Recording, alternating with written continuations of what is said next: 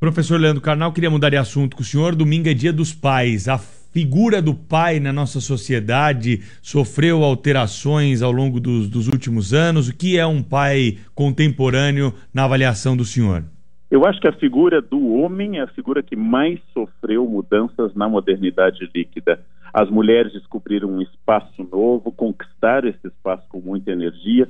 As mulheres estão mais autônomas, mais senhoras de si, reconhecidos mais os seus direitos, lutando. Os homens é que estão um pouquinho mais acuados. O modelo de família, que a gente chama família de margarina, pai e mãe sentados à ponta da mesa, os filhos do lado, não bate mais com os números do IBGE. O censo de 2010 já mostra um aumento enorme, aproximando-se de uma maioria de famílias constituídas por apenas uma mulher, ou apenas um homem, ou um casamento que está na sua segunda ou terceira experiência com meio irmão de cada casamento anterior, ou famílias homoafetivas. A família é definida como um espaço de amor, não como um espaço com um homem e uma mulher sentados com dois filhos ao redor de uma mesa. Os homens estão mais perdidos que as mulheres. Como eu brinquei agora há pouco num texto, Jesus, quando veio ao mundo, escolheu uma mãe biológica e um pai adotivo, né? Já é um indicativo que a questão do pai é um pouquinho mais complicada. Mas as crianças têm que sentir uma família de amor, que pode ser com um avô e uma filha solteira, que podem ser com duas mulheres, que podem ser com dois homens, ou um homem e uma mulher casados dentro do padrão tradicional. Elas têm que sentir amor e proteção. Família não é um papel, é um espaço de proteção. Enquanto a gente não sair desse modelo, a gente continua sofrendo que a família da gente não se adapta ao modelo tradicional. Professor, tudo bem? Tudo. Olha só, quero continuar nesse assunto com o senhor, assim, aproveitando os seus conhecimentos de história. Outro dia, lendo algumas coisas sobre o período do Renascimento e do Iluminismo, eu fiquei muito impressionado ao saber que essa maneira como a gente ama os filhos e os filhos nos amam é uma invenção pós-romântica, é uma coisa muito nova na existência da espécie humana. E eu queria saber do senhor o que há de biológico nisso, o que há de cultural, o que há de verdade, o que há de meramente simbólico que a gente adota para poder aderir a um certo comportamento que está em vigor numa determinada época. Muitas espécies de mamíferos protegem a ninhada enquanto os filhotes são dependentes.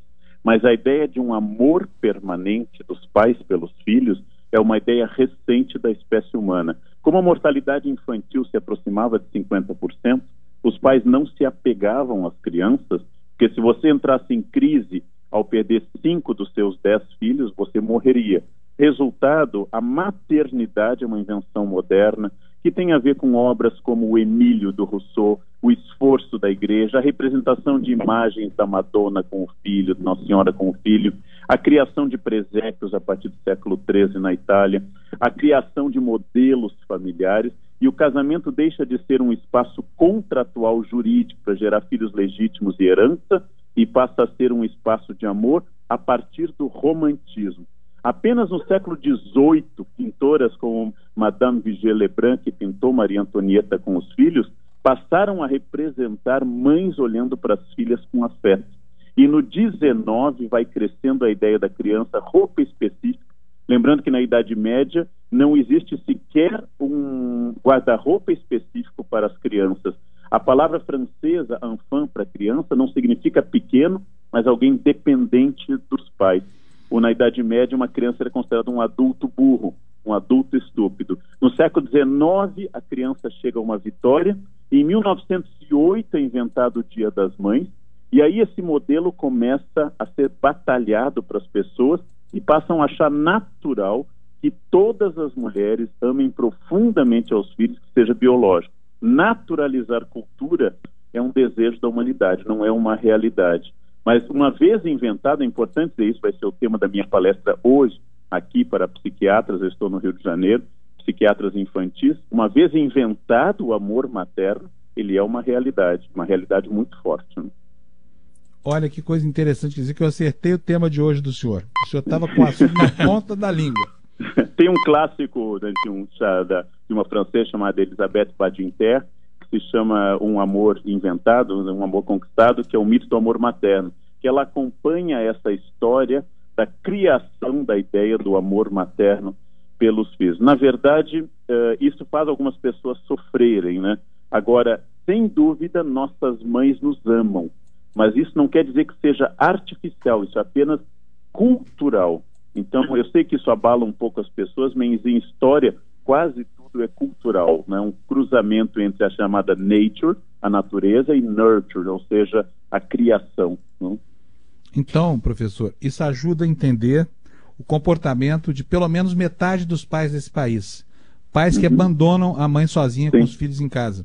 Sim, né? Porque nem sempre são duas coisas separadas. Uma é a capacidade de gerar filhos, a outra é de ser pai.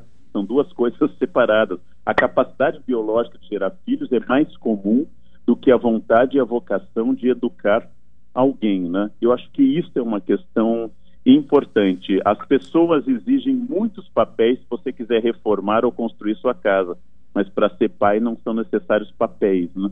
Pelo menos pais biológicos. Então hoje nós estamos ampliando a noção de família, isso é muito bom, ainda tem muita criança abandonada esperando ser adotada, e o amor pode ser criado, e é muito importante, é um desafio, como diz uma grande amiga minha, que é mãe, ela diz: eu não sabia que eu era capaz de tanto amor ao gerar um filho. Quando eu estou dizendo que é cultural, não quer dizer que seja artificial, apenas não é um dado da natureza. Professor Leandro Carnal, um bom fim de semana para o senhor, até a semana que vem. Um bom final de semana, até a semana que vem, uma boa noite a todos os nossos ouvintes. Até